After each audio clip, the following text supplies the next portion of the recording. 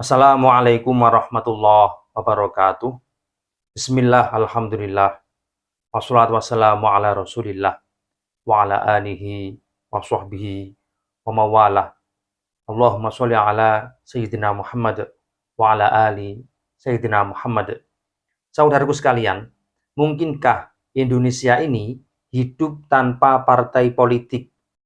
Mengingat dampak negatif dari banyaknya partai politik, justru terjadi penyimpangan, tindakan kriminal, dan transaksi di dalam partai politik tersebut.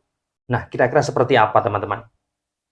Saudaraku sekalian, seluruh negara pasti memiliki sistem pemerintahan yang khas, yang mungkin antara satu dengan yang lain mengalami perbedaan. Setiap negara pasti menganut mazhab tertentu dalam mengelola pemerintahannya, termasuk negara Indonesia ini. Indonesia mengalami lika-liku perjalanan sistem pemerintahan. Sejak berdirinya pemerintahan, Indonesia menganut sistem kerajaan atau monarki, dan dulu terbagi menjadi beberapa kesultanan kecil, sehingga masing-masing kerajaan memiliki kebijakan sendiri-sendiri dan tidak saling mengintervensi antara satu dengan yang lain. Kecuali era Majapahit di bawah kekuasaan Raja Hayam Wuruk dan hasil mobilisasi Mahapatih Gajah Mada.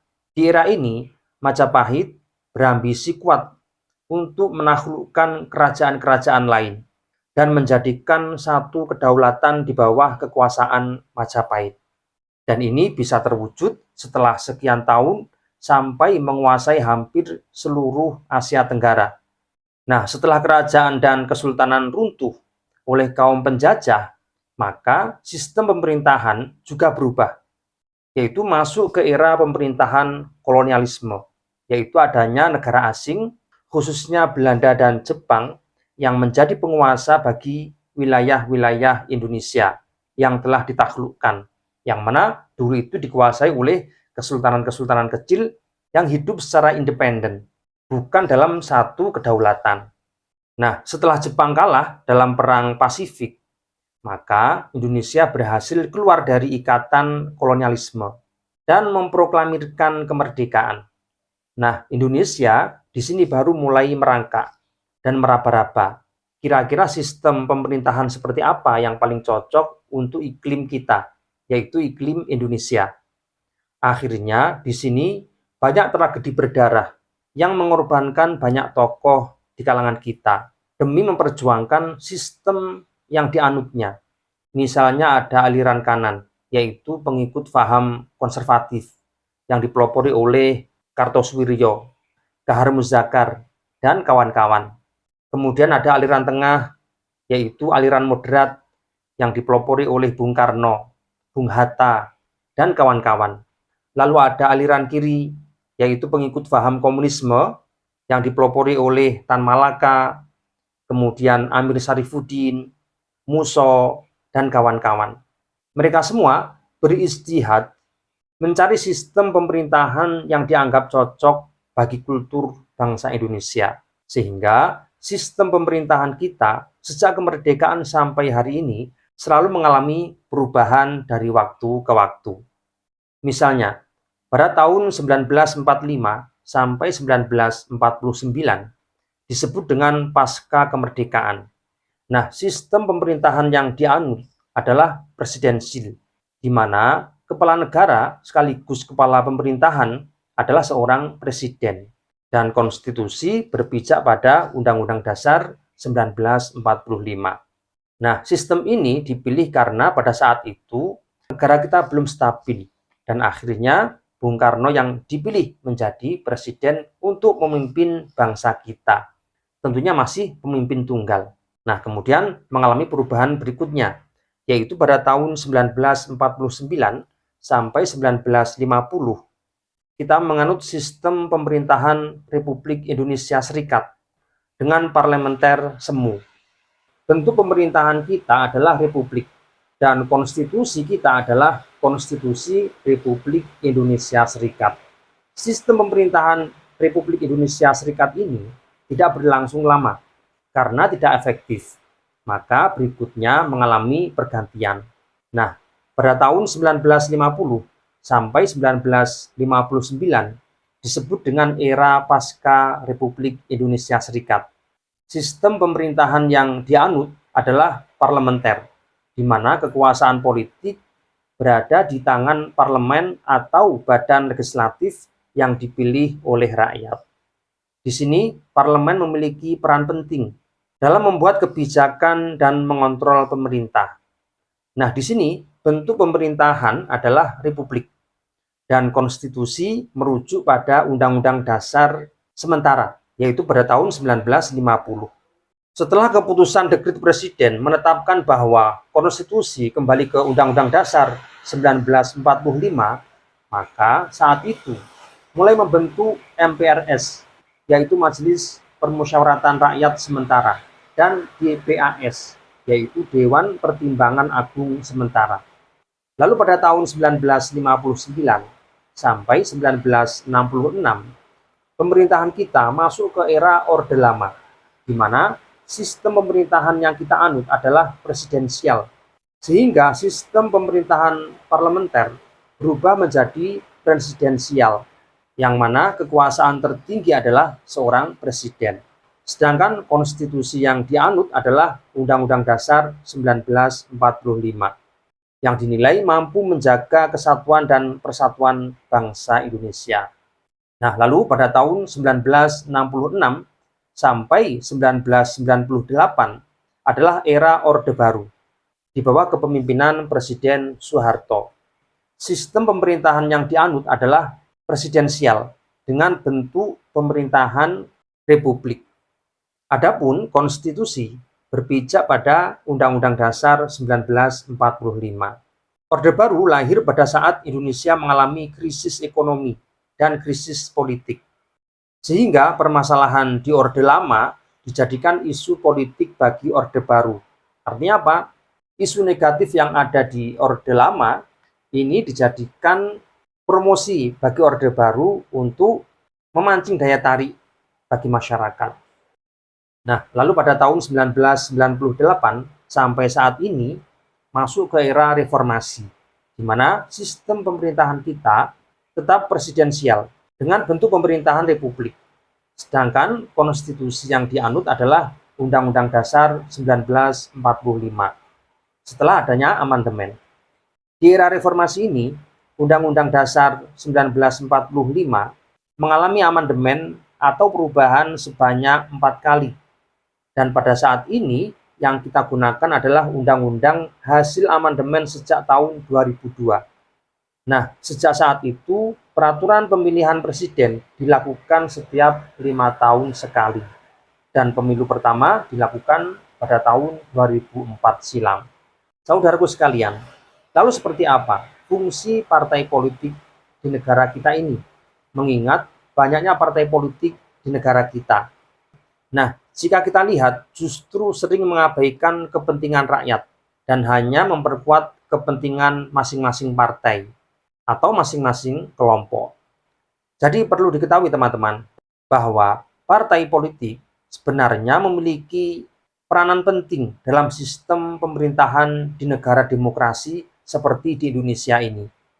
Dan partai politik sendiri harus menjalankan peran dan fungsinya, yaitu selalu memegang teguh dan menerapkan sistem politik yang berintegritas. Nah, partai politik di Indonesia ini sudah diatur dalam Undang-Undang Nomor 2 Tahun 2008 dan Undang-Undang Nomor 2 Tahun 2011. Nah, lalu apa fungsi dari partai politik di Indonesia ini? Mengapa banyak partai? Jadi, berdasarkan Undang-Undang Nomor 2 Pasal 11 2008, di sini dijelaskan terkait dengan fungsi partai politik. Di antaranya, yang pertama, bisa menciptakan iklim yang kondusif bagi persatuan dan kesatuan bangsa Indonesia demi kesejahteraan masyarakat.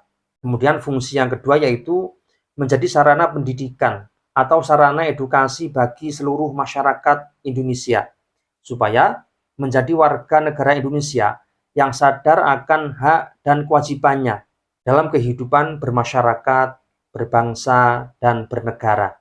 Kemudian fungsi berikutnya yaitu bisa menjadi tempat warga negara Indonesia untuk berpartisipasi dalam politik. Kemudian fungsi berikutnya yaitu menyerap, menghimpun, dan menyalurkan aspirasi politik masyarakat dalam merumuskan dan menetapkan kebijakan negara. Sedangkan fungsi yang terakhir yaitu merekrut warga negara Indonesia untuk mengisi jabatan politik melalui mekanisme demokrasi dengan memperhatikan kesetaraan dan keadilan gender. Saudaraku sekalian, kebetulan di Indonesia ini memiliki banyak partai politik. Banyaknya partai politik ini memberikan kesempatan bagi masyarakat untuk memilih kira-kira mana parpol dan kader-kader politik yang memiliki visi dan misi serta program kerja sesuai dengan cita-cita sang pemilih, cita-cita masing-masing dari kita semua. Selain itu juga, dengan banyaknya parpol memberikan kesempatan bagi masyarakat yang ingin ikut berpartisipasi langsung dalam dunia politik.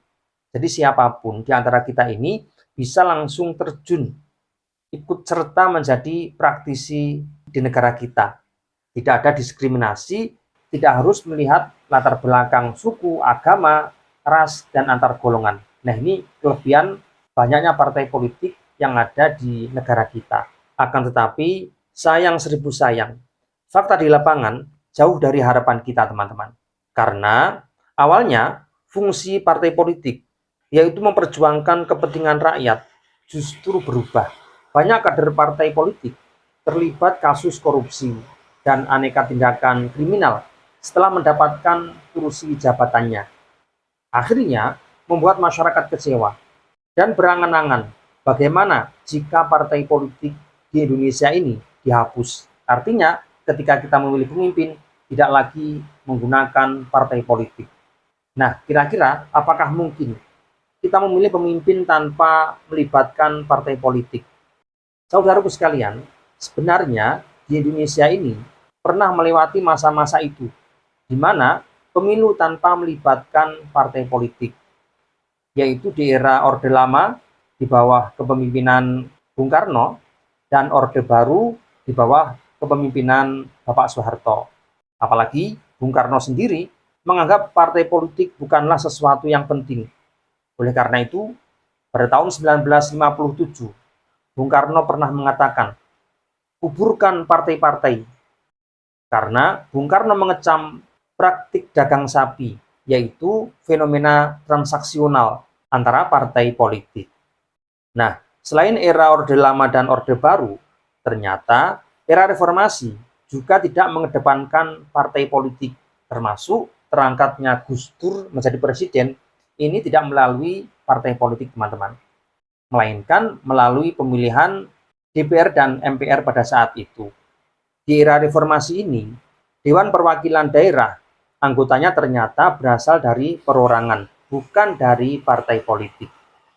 Saudaraku sekalian, pada awal kemunculan demokrasi, ternyata bisa berjalan tanpa partai politik.